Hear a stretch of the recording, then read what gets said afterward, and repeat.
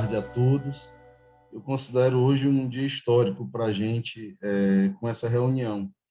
Eu refleti muito sobre a possibilidade de fazer uma reunião como essa na nossa sociedade. Isso reflete muito o amadurecimento que essa sociedade vem tendo desde o seu início,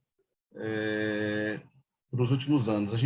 A Tatiana está pedindo para todos manterem a câmera fechada, então estou fazendo esse pedido que ela e microfones também, por favor. De formas que, diante de tudo que a gente tem vivido, com a pandemia, com essas inúmeras reuniões virtuais que nós tivemos de 2020 até agora, muitas reuniões científicas em que a gente muitas vezes fica cansado diante do computador, de ver tanta reunião, e a gente sente a necessidade de alguma forma, como não estamos nos encontrando, nos abraçando, de ter pelo menos um resgate do lado humano de todo esse processo. Então, a nossa sociedade ela está sedimentada em respeito à ciência, em respeito ao ser humano, e principalmente aos pacientes e em respeito próprio aos nossos colegas. E eu ousaria dizer uma frase que eu gosto muito, que é do Ferreira Goulart, que ele diz que a arte existe porque a vida não é suficiente.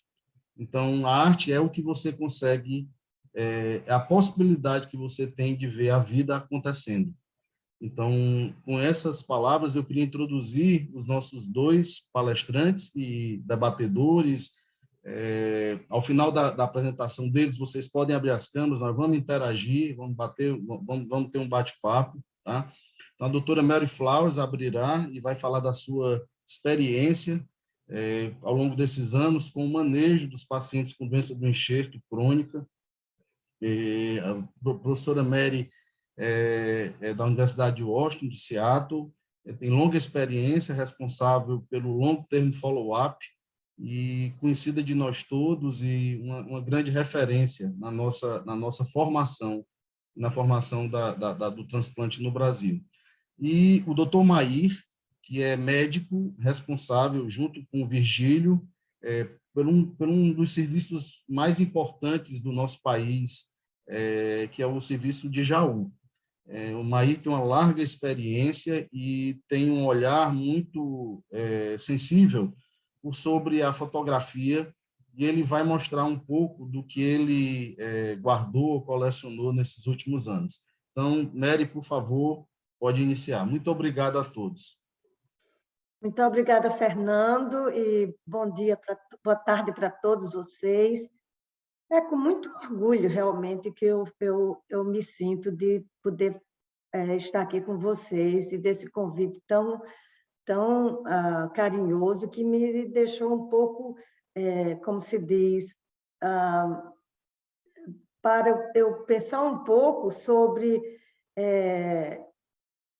qual é o tema realmente que eu iria trazer para esse evento inicial. Eu espero que vocês estejam vendo agora a minha apresentação, e eu fiquei pensando, o que é que eu vou trazer? O que é que eu vou falar sobre o transplante e a arte? E o que é que eu aprendi com os pacientes? Esse era o tema que Fernando nos acatou. E foi um challenge, porque a gente aprendeu tanto, a gente continua aprendendo, e é isso realmente o que faz com que nós gostamos tanto do que fazemos e temos essa paixão fantástica pelo trabalho que a gente faz. E aí eu pensei, olhei várias palestras, pensei realmente o que é que eu tinha aprendido, e teve um trabalho que eu achei que consolida realmente e sumariza o que é que eu aprendi com os meus pacientes, para a gente bater esse papo. Então, eu vou passar rapidamente para lhe mostrar um pouco o que é que eu lido com a clínica, na minha clínica, no dia a dia. E passar, então, com um trabalho que suporta, que dá a evidência do que é que eu digo como principal a lição que eu aprendi com meus pacientes. Então, a minha clínica, nos 5 dias de clínica que eu tenho, eu estou lidando com GVH crônico, que é mais ou menos, eu diria que é em torno de 70% dos meus pacientes que eu lido. Eu também lido com aquelas pacientes que têm muitas infecções recorrentes, com a necrose vascular, osteoporose, lidando com dor, aconselhando e lidando com outro evento importante desses pacientes, que é o desenvolvimento de novo câncer depois do transplante, de problemas cardiopulmonares, strokes, arritmias, morte por problemas cardíacos, síndrome metabólica, endócrino, o problema de growth e development, a reestruturação na vida social, complicações oculares, que muitas vezes são a principal sequela que esses pacientes vivem, e problemas psicossociofinanceiros, que eu lido com isso na minha clínica. E além do risco de recaída, que é também um grande dilema e demanda um cuidado especial de aconselhamento e suporte a esses tipos de eventos. Então, como vocês todos sabem, isso aqui é só para uma introdução realmente, de mostrar que sobreviventes do transplante, eles experienciam uma alta carga de efeitos tardios. Muitos desses efeitos se acabam e outros continuam para o resto da vida. E os métodos de identificar e intervir com pacientes de alto risco dessas complicações, a gente acredita que vai melhorar a sobrevida, o cuidado e os desfechos desses pacientes. Então, a primeira coisa foi identificar. E o segundo é desenvolver o que é que nós podemos intervir para melhorar essa qualidade de sobrevida. Então, vocês, como nós também, imaginem quanta aprendizagem, ou quanto sofrimento e quanto compartilhamento desses problemas nós temos que lidar no dia a dia, sem saber realmente qual é a melhor intervenção para ajudar aquele paciente naquele momento. Então, o que é que eu aprendi com meus pacientes a longo prazo? A gente poderia terminar aqui minha palestra para dizer, foi resiliência. E para esclarecer ainda mais o que é resiliência, eu achei importante colocar aqui a definição. É a capacidade do indivíduo de manter o bem-estar físico e emocional em face da adversidade. Isso é todos nós. Então, resiliência é a resposta que eu tenho para vocês. Então, a gente poderia desligar aqui minha apresentação. Mas achei importante colocar a evidência desse aprendizagem. Então, tem vários estudos em resiliência, mostrando que a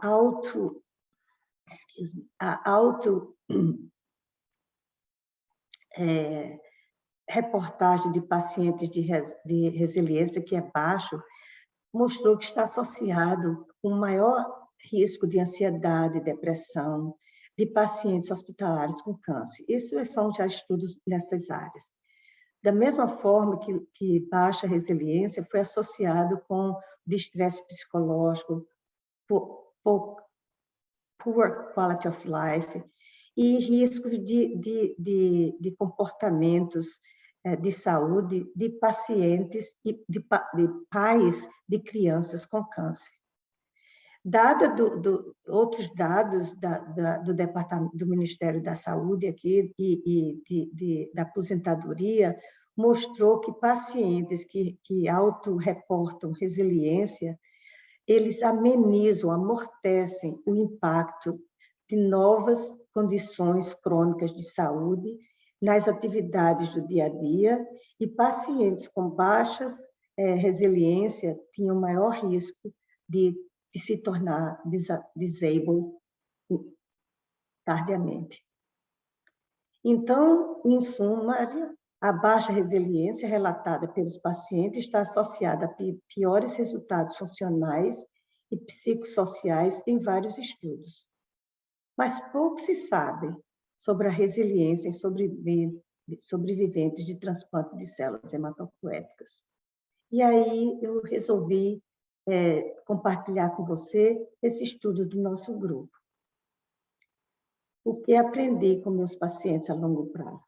Nesse trabalho, nós reportamos resiliência, saúde e qualidade de vida, um approach complementar para otimizar a sobrevida entre os sobreviventes de transplante de células terapêuticas, de células hematopoéticas. O principal objetivo desse estudo foi explorar a correlação entre os pacientes reportando resiliência, de estresse psicológico, desenvolvimento pós-traumático e a saúde relacionada à qualidade de vida. E para determinar se pacientes com uma baixa resiliência eram particularmente mais vulneráveis. A nossa hipótese era de que pacientes com low resilience tinham um pior desfecho. Então, esse estudo aconteceu num questionário que nós mandamos para todos os nossos pacientes todos os anos. E neste ano, de 213 e 214, nós mandamos um questionário que adicionou uma sobrevida, um questionário de pacientes que reportam health e estado funcional. E, como instrumento de resiliência, nós introduzimos esse novo questionário, que não é o nosso próprio questionário anual, mas o pós-traumático desenvolvimento e a Health Related Quality of Life. Esse trabalho apresentou aqui no Câncer, e a primeira autora está aqui, fez um trabalho excelente. Então, a resiliência foi medida com um instrumento que tem 10 itens, chamado Cornell-Davis Resilience Scale. O questionário de saúde mental e física relacionado à qualidade de vida foi o Medical Outcome Study Short for 12. No de estresse, nós utilizamos aquele instrumento do câncer de treatment stress, e outros do pós-traumático foi medido por um inventório de desenvolvimento. Por exemplo, além desses instrumentos que já são extremamente já validados, nós introduzimos 3 adicionais itens nesse questionário para medir também outra fato qualitativa dos pacientes, da percepção da resiliência de cada paciente. Primeira pergunta era: a vida voltou ao normal? Segunda pergunta era: eu tenho sido capaz de colocar a minha doença e tratamento atrás de mim e seguir com a vida em frente? Eu me recuperei do transplante ou tratamento. Então, todos esses 3 itens eram graduados numa escala de 5 pontos, de not at all até very much, e foi dicotomizado em quite a bit ou very much versus other. Essa foi a metodologia. E os resultados estão aqui.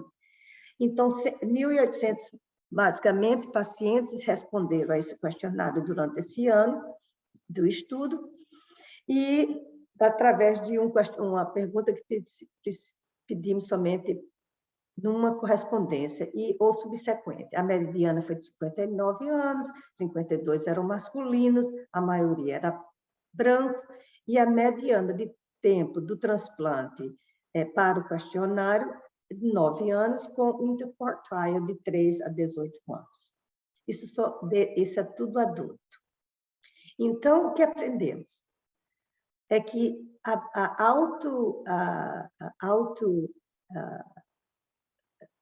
reportagem baixa de resiliência foi associada significantemente a um grau elevado de gravidade da DASH crônica.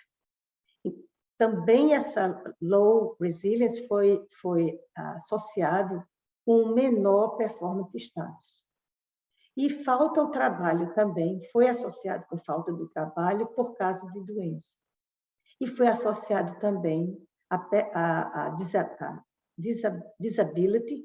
Então, esses 4 fatores estão significativamente associados a essa baixa resiliência reportada por pacientes.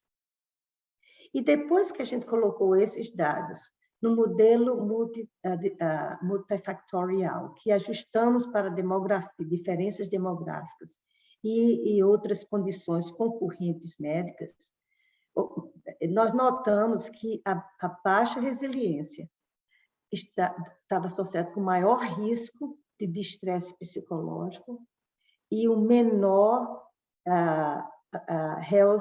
mental health na qualidade de vida dos scores que foram os instrumentos analisados. Isso não é surpresa, mas é importante colocar a evidência dos dados. Então, em conclusão, os pacientes que reportam a resiliência é independentemente associado com os desfechos de saúde global e psicossocial. E o que precisamos, então, é que futuros estudos devem determinar quais são as intervenções que nós pudéssemos aumentar essa resiliência e melhorar a qualidade desses sobreviventes do transplante. Telha. Não? Por favor, desligue seu microfone. A autopercepção da resiliência pode ser modificada. Intervenções direcionadas à melhoria das percepções dos pacientes também podem melhorar o bem-estar. O enfrentamento e a sobrevivência subsequente. Então, compreender o papel da resiliência e fomentar seu desenvolvimento pode ajudar a otimizar as experiências dos receptores de transplante e sua família durante e a longo prazo, após o transplante. Então, aqui eu quero agradecer principalmente a Abby Rosenberg, que foi a primeira autora desse trabalho, juntamente com a nossa equipe do Long Term Follow-up. Ninguém aprende e cresce sozinho. Sempre existe uma vila ou um suporte muito maior atrás da gente. E com isso, logicamente, eu quero agradecer à Sociedade de Transplante do Brasil e Terapia Celular, que sempre nos acolheu tão carinhosamente. Ao GEDECO, que é um dos meus filhinhos que eu tenho muito orgulho e humildemente co-chair, e, logicamente, nossos pacientes e familiares, pela confiança e ensinamentos de vida que nos deram. Esse evento não é só para dizer obrigada agora, não. É para a gente começar o bate-papo. Esse é o intuito desse evento. Muito obrigada pela atenção e eu passo agora a palavra para o Dr. Maí, que vai seguir, ou o Dr. Fernando, se vai querer introduzi-lo. Muito obrigada.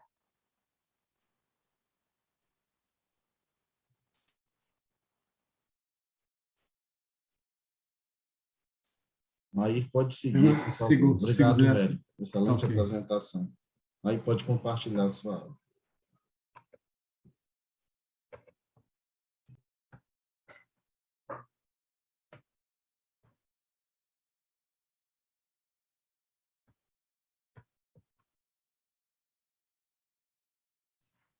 Ok, tudo certo aí, Fernando? Tudo ok, vamos seguir, Maíra. Ok. Obrigado. Bom, eu gostaria de iniciar agradecendo à sociedade, especialmente a Fernando, pela oportunidade, pelo convite.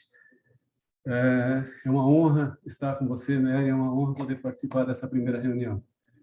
Bom, eu vou falar de fotografia, então eu preciso dizer logo de cara que a primeira fotografia formalmente entendida como tal foi de 1826. E se a gente quiser contar a história do transplante começando bem cedo, na literatura celta há uma descrição de um guerreiro ferido que foi socorrido numa tina que foi colocado dentro de um banho de sangue obtido de ossos fraturados de boi. Talvez a primeira tentativa de terapia celular que foi um fracasso. Mas a nossa história passa pela história de homens que construíram todo o conhecimento em termos da biologia das células e também de pessoas que tiveram a oportunidade de trazer para o mundo grandes novidades, como o advento do raio-x e, fundamentalmente, a descrição do rádio pela Madame Curie. Por falar em fotografia, esta é uma pessoa que tem um arsenal incontável de fotografias disponíveis, e, aliás, era muito fotogênica, uma belíssima mulher. Aquela descoberta da Madame Curie trouxe para o mundo perspectivas extraordinárias do ponto de vista da sua potencial utilidade, mas também trouxe dificuldades. As pessoas que trabalhavam com material radioativo passaram a vivenciar um verdadeiro desastre. Então, era importante que soubesse que tinha perspectiva de ser usado no ponto de vista terapêutico, mas também que havia uma possibilidade de toxicidade que precisaria ser considerada e respeitada. Fora do ambiente de pesquisa, do ambiente médico, uma outra tragédia aconteceu quando jovens mulheres foram contratadas para pintar ponteiros de relógio com material radioativo para que eles pudessem ser vistos à noite. Os relógios ficaram maravilhosos, mas as mulheres passaram por um verdadeiro desastre, por lesões ocasionadas pelo afilamento do pincel para poder pintar o ponteiro tão estreito. Então, o que se sabia nessa época é que a radiação tinha um potencial gigantesco, precisaria ser melhor entendida, melhor compreendida, melhor dominada, mas era preciso também grandes investimentos para socorrer as pessoas que eventualmente fossem expostas. Então, surgiu muito recurso para que essas coisas fossem investigadas. Em 1939, Albert Einstein manda para o presidente Roosevelt uma carta alertando o presidente para a perspectiva de que ele pudesse olhar para as pesquisas do Fermi que poderia ter potencial de desenvolvimento de armas bélicas. Roosevelt concebe o projeto Manhattan com a ajuda do Reino Unido e do Canadá e por diversos pontos dos Estados Unidos ele espalha locais de laboratórios para testar os equipamentos derivados de materiais radioativos. Essa é uma imagem assustadora do impacto térmico que a bomba tinha em campos de treinamento do Projeto Manhattan. Finalmente, a bomba ficou pronta e a bomba fez com que o mundo pudesse ter sua história contada de forma muito, muito diferente no antes e depois. Os estragos são fantásticos, do ponto de vista de fotografia, nada mais assustador do que essa guerra e esses eventos atômicos acabaram promovendo. Aqui um pequeno comentário pessoal. É que entre 6 e 9 de agosto, entre a primeira e a segunda bomba no Japão, tiveram 3 dias para pensar, e apesar dos 3 dias para pensar, insistiram em soltar a segunda bomba. Isso é um desastre maior ainda. Em 45, Peter Medawar levanta um conceito importantíssimo para a gente e para a imunologia do próprio e não próprio, já começa a induzir as ideias do que era preciso ter tolerância. Se a gente lembrar que esse cara nasceu no Rio de Janeiro e foi embora com 13 anos e ganhou o prêmio Nobel, dá para a gente dar uma zoada nos argentinos, dizer que a gente tem prêmio Nobel também. Mas o conceito de tolerância começava a nascer, era preciso que se entendesse, e ainda acho que é preciso a gente aprimorar essa noção de tolerância. Em 51, uma experiência histórica, onde se mostrou que era possível manter vivos animais irradiados, desde que houvessem proteção na loja esplênica e nos seus fêmures. Outro evento importantíssimo de laboratório foi a demonstração que ratos letalmente irradiados poderiam sobreviver se recebessem células esplênicas ou células de material da medula óssea. Aqui só uma tentativa que eu fiz de encontrar imagens dessas pessoas que descreveram esse trabalho tão importante. Acho que não há uma aula de GVHD ou de transplante que não se mostre esses ratinhos. Eu só encontrei a do professor Luthi, não encontrei nada do professor Harvard, trouxe aqui um material que ele publicou gráfico. Essa é a primeira foto do personagem mais importante da nossa história. Eu até tenho uma foto que eu compartilhei da doutora Mary, dele criança, mas eu não tinha tempo para mostrar tudo. Aqui, certamente, e hoje em tempos de mídias sociais, os politicamente corretos iam criticar o Thomas sentado com a mulher tão candidamente fazendo tricô. Em 58, um passo fundamental para a nossa história, quando o Doucet publicou e mostrou o sistema HLA, e começaram a estudar, e depois ele ganhou aliados que estão aqui demonstrados, importantíssimos na busca de informações que levassem a gente a compreender as questões imunogenéticas que envolviam os transplantes. Esses caras foram fundamentais. Esta imagem eu trouxe propositalmente para mostrar a minha cara quando me deparo com problemas de ordem de discussão de HLA. O primeiro local onde Thomas trabalhou, fazendo pesquisa em Coppertown, na vizinhança de Nova York, uma imagem da época que ele publicou a sua façanha de ter feito os transplantes entre humanos. Paralelamente a isso, na França, o professor Maté também fazia experimentos com animais, tentando protegê-los dos eventos nocivos da radiação, e foi desafiado em tempo real a socorrer os físicos que foram expostos à explosão de um reator. Essas pessoas foram encaminhadas para a França. Aqui algumas imagens. Essas imagens são de um documentário, portanto são fictícias, mas tentando mostrar o que acontecia na época. E é importante, já que a gente está falando de vida, a gente mostrar que transplantador é um ser realmente complicado e diferente. Entre os doadores para aqueles transplantes não aparentados feitos por Maté, havia um médico da equipe que foi doador para um dos pacientes. Essa é uma foto histórica do professor Maté recebendo, na inauguração de uma unidade, um dos transplantados à época. Hoje a gente sabe que teve recuperação autóloga, enfim, a história, é mais fácil contar a história agora, mas viver o que eles viveram não deve ter sido nada fácil. Esta é uma imagem que candidamente mostra anotações da bico de pena do professor Maté, o que já dá para ver claramente a preocupação e o zelo com aquilo que iria passar adiante em termos de informação a ser publicado. Um outro gigante entra para essa história, um menino que nasceu em terras indianas colonizadas pela Holanda, cumpriu seu papel de forma assustadoramente produtiva, fazendo a gente compreender o que se fazia numa época de tão pouco conhecimento e tão grande esforço. Ele acaba também fazendo uma publicação e lança pela primeira vez, até na capa do seu livro, a questão do conceito de quimera. Quimera, por falar em imagem, é uma coisa que não é infindável o número de imagens que se tem de quimeras. Em 1963, o prenúncio de uma grande revolução que a gente vive hoje foi quando se mostrou que a possibilidade de um rato tolerar uma pele estranha enxertada quando ele recebesse uma dose de ciclofosfamida. Entrava aí no jogo a questão da tolerância induzida por drogas. Em 65, Seattle acaba concebendo uma belíssima de uma equipe, e aqui, esse slide do professor Storb, a demonstração de que eles puderam utilizar recursos do Projeto Manhattan, inclusive bunkers do Projeto Manhattan, para poder fazer experimentos. Aqui o interior de um bunker, nada muito confortável. Dois outros personagens importantíssimos para a nossa história acabam entrando também no jogo. O professor Teraszak na área do sistema HLA, e esse outro grande, gigante, que nem sempre andava em boas companhias, aqui estava em ótimas companhias, pessoas que tiveram a sorte e a oportunidade de conviver com ele, que nos deixou mais recentemente. Mas as coisas não iam bem, os resultados eram catastróficos, essas publicações mostravam que a possibilidade de parar com tudo era enorme, alguns serviços pararam, mas Thomas insistiu, Thomas persistiu, nós estamos falando de pessoas muito teimosas que só conseguiram pela persistência. A despeito dos resultados complicados, William Damaszek manda um jovem médico para fazer um treinamento com o professor Thomas, e para lá vai Robert Kine, que recebe essa criança portadora de anemia plástica, que era gemelar. Aqui as duas crianças pequeninas, e aqui, em 2015, uma foto transplantada, doadora e um médico. Eu acho que isso é uma demonstração fotográfica do esforço que se faz pela vida e do bem que as pessoas podem receber quando o transplante é bem sucedido.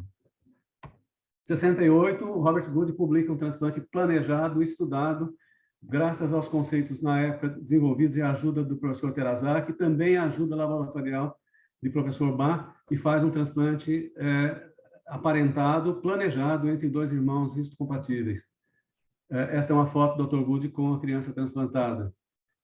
Aqui o professor Bach. E uma coisa que eu trouxe é uma imagem roubada da revista, em que Os 2 transplantes foram publicados no mesmo volume, em páginas consecutivas, mostraram um feito histórico para o mundo na época, na mesma revista. Sorte desse editor. Aqui, como a imprensa na época viu o transplante realizado pelo professor Bach. Seattle já começa a montar um time, que naquela época provavelmente tinha juntos Cristiano Ronaldo, Ronaldinho, Ronaldão, etc. Era um baita timaço. Em 70, Storr mostra para o mundo que já era possível entender que ter compatibilidade, fazer alguma coisa para controlar a doença secundária era muito importante. Aqui um lembrete para os mais jovens, essa sobrevida estava medida em dias. E Storr foi criança. Olha essa imagem do Storr criança. E Storr provavelmente durante a vida inteira remou muito, muito, muito. Inclusive na área de transplante, muitas vezes remando contra a corrente. Mas está aí um homem cujo esforço, cuja história de vida dá um belíssimo filme também. Seattle se organiza, nos anos 70, começa a receber fellows estrangeiros, e os 2 fellows europeus primeiros que foram para lá foram 2 aliados, 2 parceiros, cujo trabalho foi fundamental para o desenvolvimento do transplante no Brasil, pela amizade e parceria que eles têm conosco. A doutora Eliane Gluckman e o doutor Hans Kobe. Aqui um parêntese para contar uma história que também é fantástica, mas eu não teria tempo para contar inteira a história dele. Um cara que foi trazido para Seattle depois de um trabalho histórico na África, onde ele fez pequenos laboratórios, pequenos bancos de sangue, conseguiu fazer megadose de mostarda nitrogenada com resgate, provavelmente para os primeiros transplantes autólogos, mas em Seattle ele fez quase tudo. Era um faz-tudo que, no fim da vida, tinha um belíssimo banco de dados e conseguia olhar estatisticamente para os trabalhos e fazer críticas, que foi importantíssimo para todos. Hoje eu entendo por que ele está em tantas publicações de Seattle.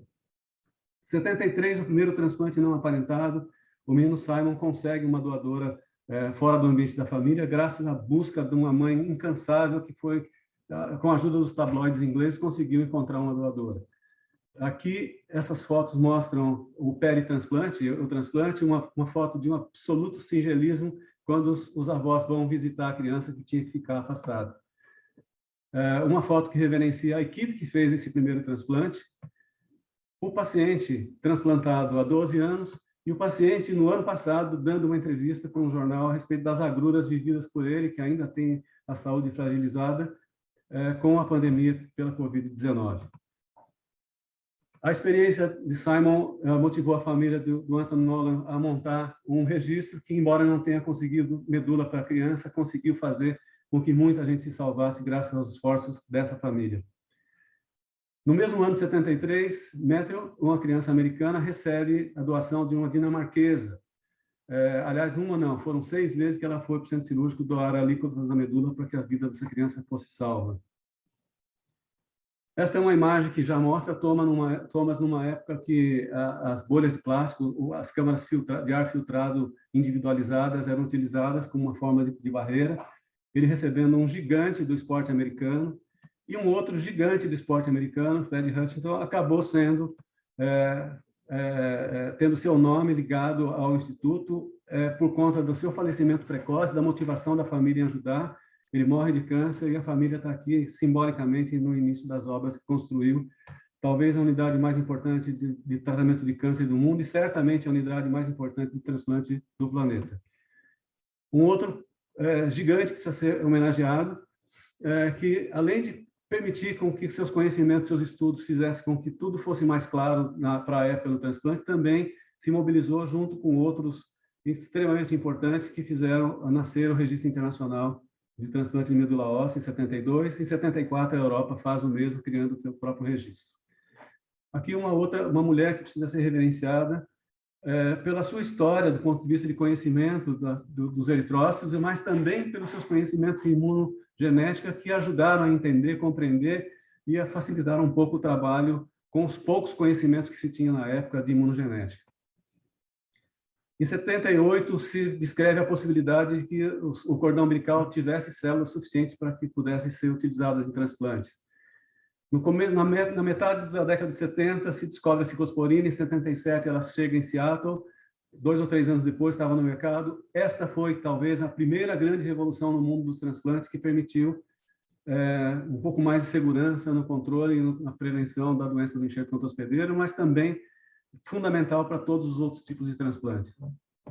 Em 79, o Brasil entra no jogo de forma heróica. Na verdade, o que esse pessoal fez em Curitiba foi um negócio que precisa ser contado com mais detalhes. Nós que estamos aqui precisamos guardar a documentação dessa época, porque não há como se diminuir o trabalho do que foi feito para a época. Não se conta a história da medicina brasileira sem contar a façanha do grupo de Curitiba, aqui representados pelo Dr. Pasquim e Dr. Eurípides, tendo feito em 1979 o primeiro transplante no Brasil.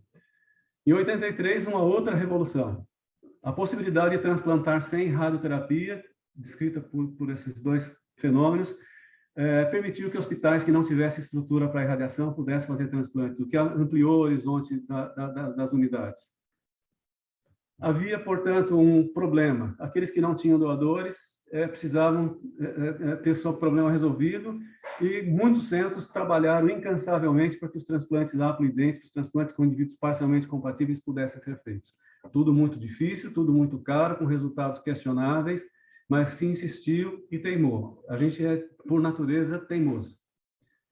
Em 87, a estupidez humana leva a um acidente nuclear no Brasil, só nós. Esse acidente nuclear teve seus pacientes socorridos no Hospital da Marinha, no Rio de Janeiro, e para lá veio voluntariamente o Dr. Robert Peter Gale, outra figura que frequenta o Brasil com grande frequência, com grande assiduidade, para nossa sorte. Robert Peter Gale traz fatores de crescimento hoje a gente sabe a importância dos fatores de crescimento para a oncologia, para a hematologia e também para o transplante de medula óssea. Mais um Matthew entra na história. Essa é uma história que envolve um número grande de pessoas que fizeram do transplante de medula óssea uma história magnífica. Este evento, este primeiro transplante, por si daria um belíssimo filme, envolvendo pessoas com a estatura suficiente para fazer com que um transplante planejado nos Estados Unidos acabasse acontecendo na França, e o mundo inteiro aprendesse a transplantar com esforços comuns de pessoas que tinham um único interesse, que era salvar a vida de uma criança.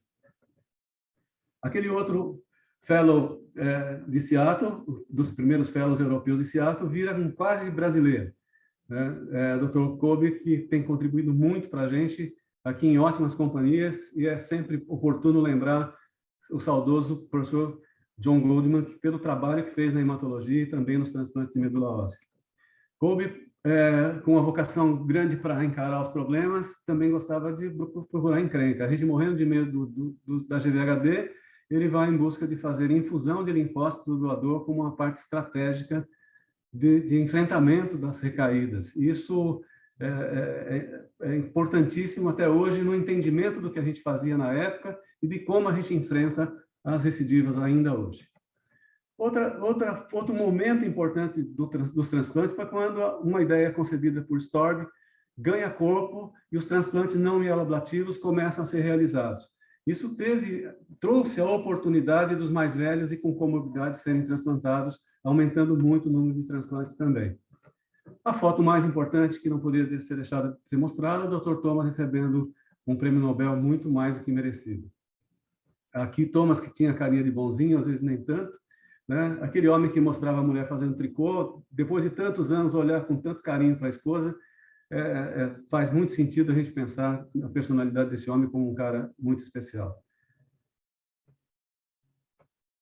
Desculpa, aconteceu algo aqui. Essa é uma foto, é um documento de uma tentativa, de algumas tentativas de homicídio contra o Thomas que os brasileiros fizeram, né?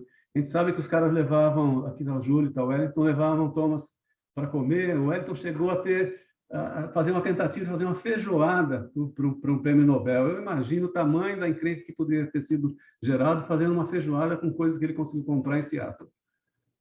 Thomas no Brasil, ciceroneado pela doutora Mary Flowers. Thomas no canteiro central da Avenida Paulista, depois do Congresso Brasileiro de Hematologia, em que ele fez uma palestra, acho que 1 ou 2 anos depois de ter recebido o prêmio Nobel. Aqui, uma pausa para contar uma história de uma pessoa muito querida, Júlio Voltarelli. A Faculdade de Ribeirão Preto tinha uma revista que eles editavam. O Júlio resolveu fazer um fascículo especial sobre transplante e pediu para vários colegas brasileiros escreverem seus capítulos e pediu para o Thomas fazer um. Quem entregou primeiro? Thomas. Imaginem vocês o quanto as pessoas aguentaram o Júlio piando incansavelmente na cabeça de todos. Não é possível que o Thomas tenha entregado antes. Vocês são mais importantes que um prêmio Nobel. Mas das iniciativas do Júlio, hoje a gente tem que trazer essa imagem para comentar a importância do que a sociedade tem feito hoje em termos de publicações, e com muito orgulho a gente pode dizer que estão publicando com muita qualidade. Tempo sempre importante para falar de uma brasileira que nós emprestamos para o Dr. Thomas e que ele nos devolve em doses gigantes de generosidade, de aconselhamento, de parceria e de carinho por esse país. Doutora Mary, nunca podemos deixar de agradecer o que você tem feito por nós, você faz. O seu pensamento em termos de Brasil é exemplar para todos nós. Muito obrigado. É muito importante para mim fazer esse agradecimento agora de público. Esse ato mandou muito mais gente nos ajudar. Aqui, essa é uma visão minha. Claro que vocês certamente teriam muitos outros nomes para nos colocar nessa lista. A última grande revolução que eu vivi, pelo menos no meu olhar, foi quando aquele coelhinho que tolerou bem a pele enxertada tomando ciclofosfamida deu sequência a uma infinidade de outros estudos e permitiu que a ciclofosfamida fosse introduzida como parte de uma plataforma de transplante que fez com que praticamente todas as pessoas tenham a oportunidade de ter um doador à medida que os transplantes haploidênticos foram inseridos num contexto que muito provavelmente nós nunca imaginamos. A plataforma sai dos haplos e vai para todos os outros cenários. Nós estamos aprendendo a lidar com uma estratégia de transplantes que foi uma verdadeira revolução. Em 96, a concepção da Sociedade Brasileira de Transplante de Medula Óssea. Eu tenho certeza que os trabalhos desenvolvidos por todas as diretorias dessa sociedade foram de encontro com os interesses que esse grupo mostrou naquela reunião em Campinas, onde ela foi concebida. Essa é uma foto que eu trouxe para mostrar que a gente estava em Lyon, quando o Dr. Bouzas, que está escondidinho aqui no canto, nos avisou que teria uma reunião para montar o WBNT. E lá vão os brasileiros enxeridos para uma reunião para as quais não foram convidados. Talvez o Boza tenha sido, Marcos, Virgílio e eu certamente não, e fomos lá e acabamos participando da primeira reunião onde foi fundado o WBNT, que reconheceu o nosso redome recentemente como um registro de extrema importância, e não podemos deixar de considerar a importância desse registro fundado heroicamente por Zé Roberto Moraes.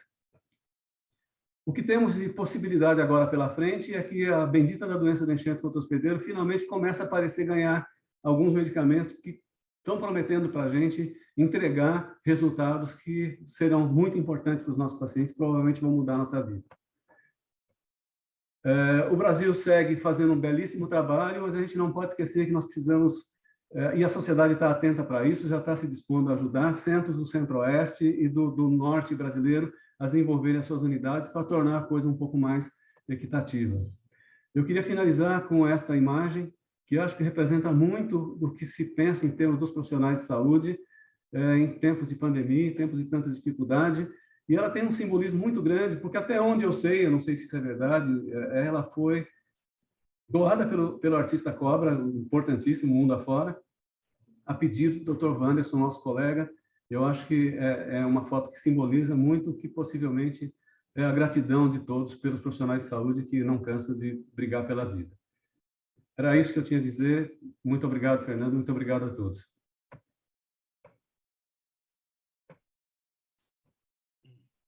Aí somos nós que agradecemos. Eu peço a todos que possam abrir suas câmeras, todos os que estão participando dessa nossa reunião. Essa reunião é de nós todos. Primeiro, agradecer a belíssima aula, a belíssima apresentação, esse resumo, né? E eu gostaria de começar falando duas palavras que foram fundamentais na apresentação da Mary e do Maí. A primeira palavra é resiliência, né? E a outra, persistência. Então, parece que essas duas palavras estão no nosso DNA. Eu, pessoalmente, ao longo da minha vida, venho aprendendo muito com a história da resiliência, e você vai vendo que várias palavras vão ficando na moda, né? As pessoas vão usando e falam resiliência, empoderamento, uma série de palavras que vão ficando muito comuns. E algumas vezes eu olhei para minha esposa e disse para ela: eu odeio essa palavra resiliência, porque ela é sobre-humana, mas certamente é um sentimento que vem e, ao mesmo tempo, eu retorno e sei que não, eu tenho que ter resiliência. E persistência, então, é algo que eu acho que acho que vocês dois mostraram claramente que a persistência nos faz caminhar. Agora mesmo nós temos um desafio que tem que ter persistência pela evolução da terapia celular, pela implantação dessa nova tecnologia. Então, eu acho que todos esses exemplos que foram dados aí, Maí e Mary, são muito importantes. Eu queria abrir para perguntas, todos podem falar e fazer perguntas e debater, por favor.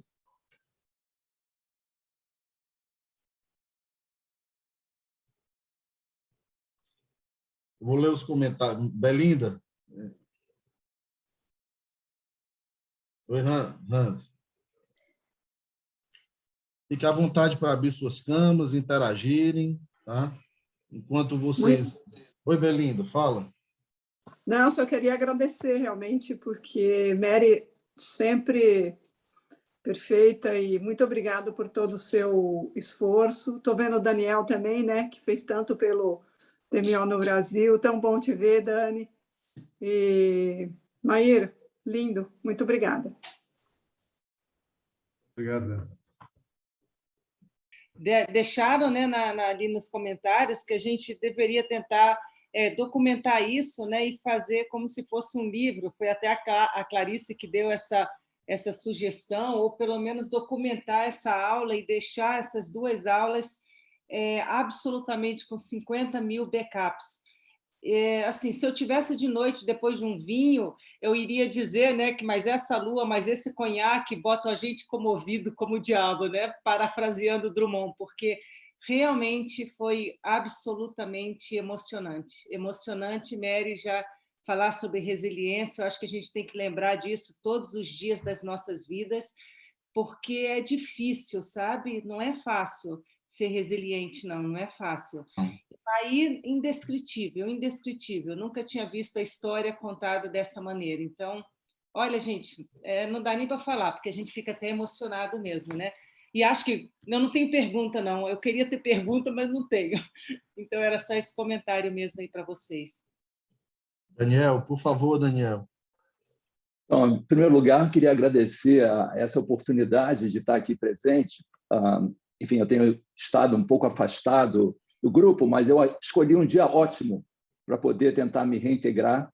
Eu acho que viver essa história é realmente emocionante e poder estar aqui com os amigos e poder vislumbrar tantas pessoas, eu acho que isso me traz uma alegria enorme. E, na verdade, a única coisa que eu queria contribuir exatamente para esse tema é, enfim, contando a história, se nós pudéssemos lembrar aquele que, com certeza, foi o maior médico de todos os tempos, William Osler, que há mais ou menos há 100 anos atrás disse mais ou menos isso, e certamente em homenagem ao tema da aula. E Osler falou o seguinte, que medicina não é um comércio, não é um negócio.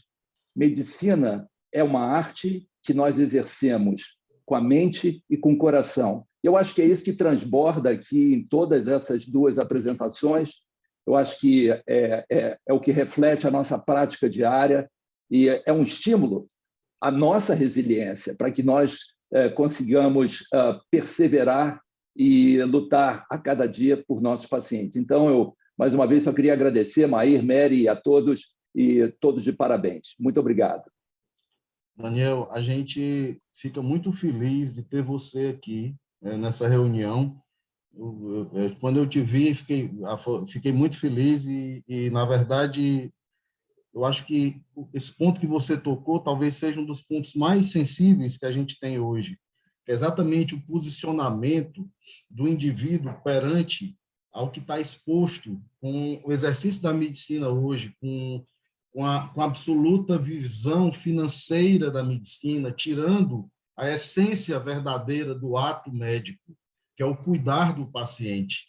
Hoje, o Wellington e o Maí botou para a gente no nosso grupo um trabalho recém-publicado sobre medicina translacional, mostrando como a gente precisa continuar ensinando aos jovens serem médicos, mas também terem uma visão científica do cuidado do paciente, para que isso possa ser aliado e respeitado. As escolas médicas, de alguma forma, estão perdendo um pouco isso, uma visão absolutamente de um indivíduo ter poder, ter mais coisas, e ao mesmo tempo ele não constrói a base sólida do que faz ele ter um rio perene. Tá? Então, acho que você tocou num ponto muito, muito interessante. Obrigado. Não sei se alguém gostaria de fazer mais um comentário. Eu vou Eu queria fazer um fazer... comentário.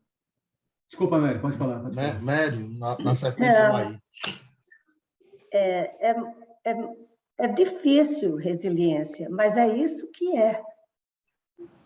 Resiliência é a capacidade de se levantar depois de perdas grandes. Então, nos dá a visão de que quando a gente perde ou quando existem catástrofes ou dificuldades, esta é a oportunidade. Então, isso que é importante. Eu acho que nessa história, logicamente que Maí fez um levantamento muito bom, mas essa história ainda é uma história um pouco ainda fragmentada, né? Porque a história, por causa do tempo, a gente não teve, Maí não teve. Desculpa, eu estou aqui com problema de sair da minha...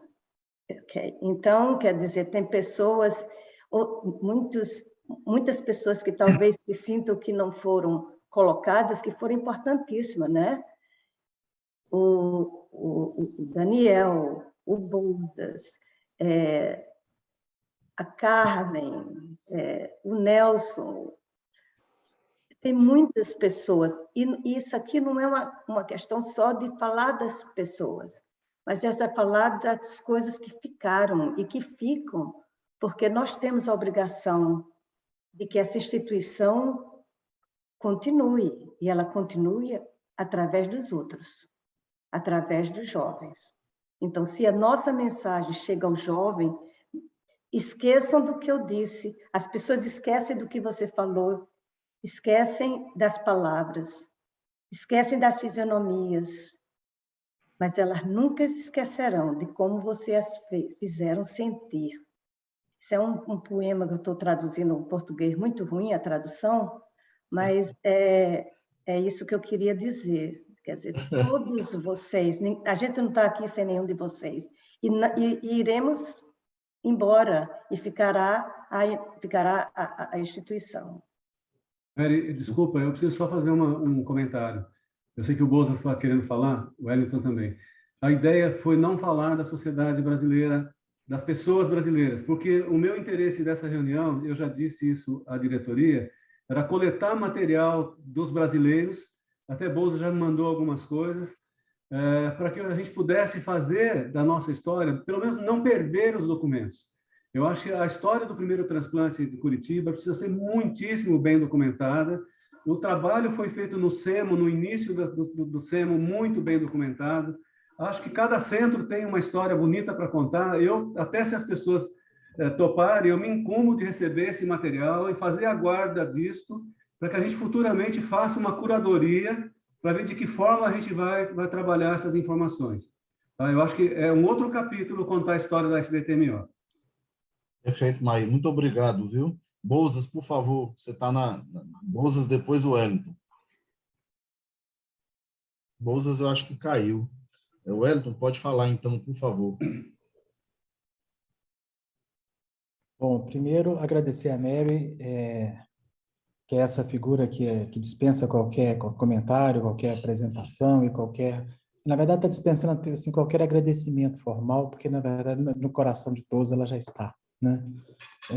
Agradecer ao Maíra aí, essa coletânea que ele fez aí, mas mais importante do que a sequência de fotos foi exatamente o enredo que ele trouxe, a narrativa que ele colocou, que eu acho que enriqueceu muito e dá brilho e dá bastante, como se diz, reconhecimento aí aos fatos que estavam representados nas fotos, né? Essas duas palavras que estão de certo modo, predominando, quer dizer, vai ser a resiliência e a persistência, né? Eu só queria acrescentar uma terceira, que não foi falada aqui e tudo, mas que é a ousadia e a vontade de fazer acontecer e de fazer, criar, enfrentando as dificuldades antes mesmo